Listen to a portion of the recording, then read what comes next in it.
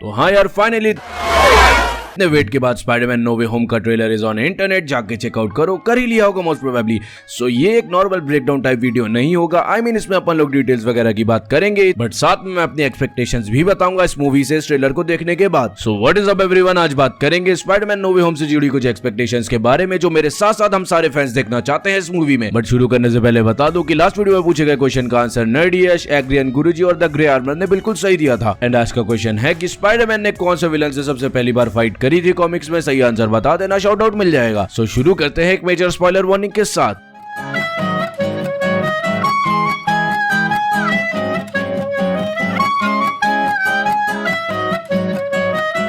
सो ये ट्रेलर देखने के बाद हम सबकी फैन थ्योरीज और कुछ लीक सब काफी हद तक सही होते नजर आ रहे हैं। हमें लिटरली ट्रेलर में काफी अनएक्सपेक्टेड चीजें देखने को मिली। अगर मैं अपनी बात करूं तो मुझे सबसे ज्यादा शॉक विलियम डेफोए के ग्रीन गॉब्लिन और सैंडमैन को देखने के बाद हुआ था। बट इन सब बातों के साथ अब शुरू करते हैं। तो यार, अगर आप लोगों ने मेरे लास्ट चैनल पे पिछली दोनों स्पाइडरमैन मूवीज के ऊपर वीडियोस देखी होंगी तो आपको ये पता होगा कि मैंने बताया था कि कैसे एमजे और पीटर की रिलेशनशिप में काफी बड़ा इंप्रूवमेंट थी लिज और पीटर की रिलेशनशिप के कंपैरिजन में। बट फार फ्रॉम होम में भी हमें उनकी रोमांटिक केमिस्ट्री सेकंड हाफ के बाद देखने को मिली थी। एंड जिस तरह से ये टीजर पीटर और एमजे की रिलेशनशिप को हाईलाइट करता है, तो मुझे लगता है कि मूवी में इसका एक काफी बड़ा पार्ट प्ले आउट होगा, just like civil war comics, जहां पे मेफिस्टो से डील करने के बाद एमजे उसे पूरी तरह भूल जाती है। और बिहाइंड द सेट की इमेजेस देखने के बाद भी ऐसा लगता है कि ये चीज मूवी के एंड वगैरह में प्ले आउट होगा। स्पीकिंग ऑफ विच, अगर सच में सब पीटर की आइडेंटिटी भूल जाएंगे कि वही स्पाइडरमैन है, तो मोस्ट प्रोबेबली पेपर भी भूल जाएगी, तो जिसके बाद शायद उसे स्टार्क टेक यूज करने को ना मिले। I know that AI and stuff seems awesome, Peter के सूट्स वगैरह सब बढ़िया हैं, बट यार जरा वो सोचो जो मैं सोच रहा हूँ। इमेजिन करो ऐसा मूवी में हो जाता है, जिसके बाद पीटर को जो कुछ भी प्रिविलेज मिल रहे थे स्टार्क टेक की तरफ से, वो सब खत्म हो जाएगा, जिसकी वजह से उसे अपने खुद के पैरों पे खड़ा होना पड़ेगा। आई मीन उसे सब कुछ खुद ही करना पड़ेगा, एक खुद का सूट बनाना पड़ेगा बिना किसी स्टार्क टेक की हेल्प से। अपनी नॉर्मल लाइफ और सुपर हीरो लाइफ दोनों को मैनेज करना होगा खुद के दम पे। और ये सिर्फ पीटर के कैरेक्टर को ही इफेक्ट नहीं करेगा, बल्कि उसके साथ साथ उसके आसपास के एनवायरनमेंट को हमारे लिए और भी ज्यादा रिलेटेबल बनाएगा। क्योंकि अगर अब वो किसी सिटी में फंस जाता है तो उसे कोई जेट लेने नहीं आएगा, बल्कि उसे अपने खुद की मेहनत से वापस आना पड़ेगा। And that's the most Spiderman thing. वैसे तो ये जस्ट मेरी थ्योरी है, बट एक छोटी सी एक्सपेक्टेशन भी है, तो सोचा बता ही दूं। सो ये देखने में काफी ज्यादा मजा आएगा अगर वांडा का स्कारलेट विच बनना, लोकी में मल्टीवर्स का थ्रेशोल्ड पॉइंट क्रॉस करना और डॉक्टर स्ट्रेंज की स्पेल में गड़बड़ होना, ये सब एक पॉइंट ऑफ टाइम में एक दूसरे के पैरेलल हुआ हो। और ये देखना काफी इंटरेस्टिंग होगा। व्हाट इफ सिल्वी के गैंग को मारने की वजह से ही डॉक्टर स्ट्रेंज के स्पेल में गड़बड़ हुआ हो। और एक छोटा बट नोटिसेबल सीन, जब वोंग सैंक्टम में एक पोर्टल बना के कहीं जा रहा होता है, तो मे बी वो एबोमिनेशन से लड़ने जा रहा हो। Just my guess, because that will be a great continuity detail. और ये देखना भी काफी इंटरेस्टिंग होगा कि इसके बाद इस मूवी के क्या इंपैक्ट्स होंगे आगे, क्योंकि इस मूवी को अकेले ही काफी सारे काम करने हैं। पहला तो इस मल्टीवर्सल सेगा में अपना एक अच्छा खासा इंपैक्ट डालना है, जो ये डालेगी भी, और साथ ही टॉम हॉलैंड वाले स्पाइडरमैन को Sony universe of Marvel character में भी इंक्लूड करना है, जहां पे वो हमें मोबियस और वेनम जैसे कैरेक्टर के साथ इंटरेक्ट करता हुआ दिखेगा। मे भी उसका कुछ हिंट देखने को मिल जाए पोस्ट क्रेडिट सीन वगैरह में। और ये बात मैं एज एंड्रू गारफील्ड फैन बोल रहा हूँ कि अगर उन्होंने इस मूवी के बाद उस यूनिवर्स को कंटिन्यू करने का सोचा है, तो सच में ये हम फैंस के लिए बहुत बड़ी ट्रीट होगी। क्योंकि no offence to Tom Holland, उनका स्पाइडरमैन बिल्कुल परफेक्ट है, but Sony universe of Marvel characters में मुझे उनकी जगह एंड्रू वाला स्पाइडरमैन ज्यादा वैलिड लगता है।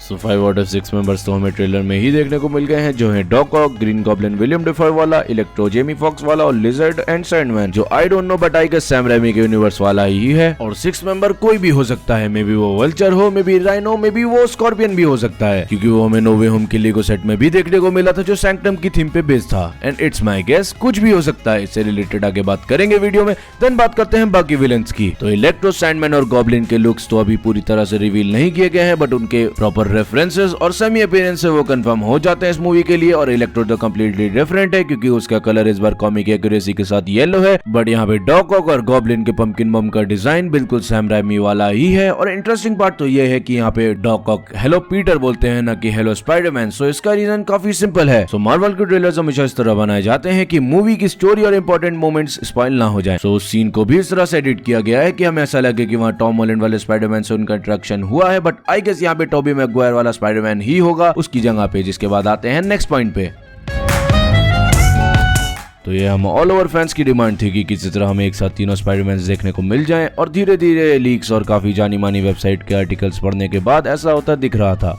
फिर क्या टाइम के साथ साथ रूमर्स और लीक्स और भी स्ट्रॉन्ग होते गए और अब तो एक पॉइंट आ गया है कि हम ऑलमोस्ट ये बात जानते हैं कि इसमें दोनों स्पाइडरमैन दिख सकते हैं, यानी कि एंड्रू गारफील्ड और टोबी मैगवायर। और अब इस बात का वेटेज कुछ ऐसा समझो कि इन तीन स्पाइडरमैन की अपनी अपनी इंडिविजुअल फैन बेस है जो एक दूसरे से लड़ती भी रहती है बेस्ट स्पाइडरमैन के लिए। बट अगर ये तीनों एक साथ एक मूवी में आते हैं तो वो मोमेंट किसी भी स्पाइडरमैन फैन के लिए काफी बड़ा होगा, क्योंकि स्पाइडरवर्स का कॉन्सेप्ट गेम, कॉमिक्स और एनिमेटेड शोज में तो काफी बड़ा है, बट इसे कभी भी लाइव एक्शन में किसी ने भी एक्सपीरियंस नहीं किया है। सो ये अपने आप में ही एक अलग फीलिंग देता है, क्योंकि और लोगों ने पिछले दोनों स्पाइडरमैन के यूनिवर्स को जहां से छोड़ा था, अगर वो वहां से कंटिन्यू करेंगे तो ये और भी ज्यादा फीलिंग ऐड कर देता है हम फैंस के अंदर।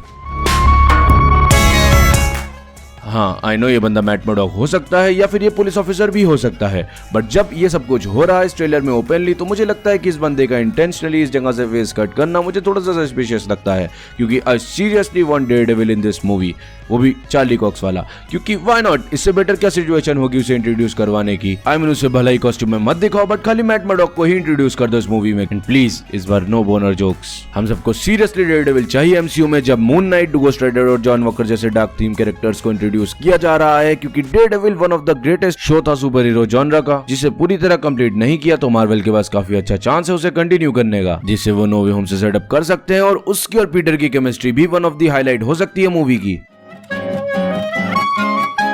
I know it sounds weird and ऐसा कुछ मैंने ट्रेलर रिलीज होने से पहले सोचा भी नहीं था, क्योंकि अब ट्रेलर देखने के बाद मुझे ऐसा लगता है कि सिनिस्टर 6 का 6 मेंबर और कोई नहीं बल्कि खुद डॉक्टर स्ट्रेंज होंगे। हाँ, डिसलाइक करने से पहले मेरी बात तो सुन लो। तो यार सीरियसली डॉक्टर स्ट्रेंज को हमने इससे पहले जब भी देखा है तो वो एक काफी मैच्योर बीइंग की तरह प्रेजेंट किए गए हैं। आई मीन उनके डिसीजन लिटरली सबसे परफेक्ट होते हैं, लाइक डोरमामू से बार्गेन करना और टोनी स्टार्क को बचाना टाइम स्टोन देके। बट ये वाला जो डॉक्टर स्ट्रेंज है, ये सॉर्सरर सुप्रीम होने के बाद भी, सारे स्पेल्स के अच्छे से नॉलेज होने के बाद भी, पीटर की आइडेंटिटी बुलाने के लिए लिटरली पूरे मल्टीवर्स को मैच अप कर देता है। That's the least thing doctor strange will do. इसका अपीयरेंस देखो कितना क्रीपी है, और ये आई ऑफ अकामोटो कहां से आ गई। और हमें ट्रेलर्स के कुछ सीन्स में इन दोनों के बीच एक्शन सीक्वेंसेस होते हुए भी दिखाई दिए जो काफी स्ट्रेंज है। इसीलिए मैं अपनी पर्सनल 2 थ्योरीज बता रहा हूं जो सही भी हो सकती हैं, इसीलिए स्पॉइलर अलर्ट दिया हुआ है, और कंप्लीटली गलत भी हो सकती हैं, बट इस पे बात करना तो बनता ही है। सो फर्स्टली ये काफी वाइल्ड थ्योरी है कि ये बंदा और कोई नहीं बल्कि मिस्टीरियो है, जो एक्चुअली 6 मेंबर होगा सिनिस्टर 6 का, जो डॉक्टर स्ट्रेंज की जगह पीटर और पूरे वर्ल्ड को फूल कर रहा है। एंड आई नो ये मिस्टीरियो जैसे बंदे के लिए काफी बड़ी बात है, बट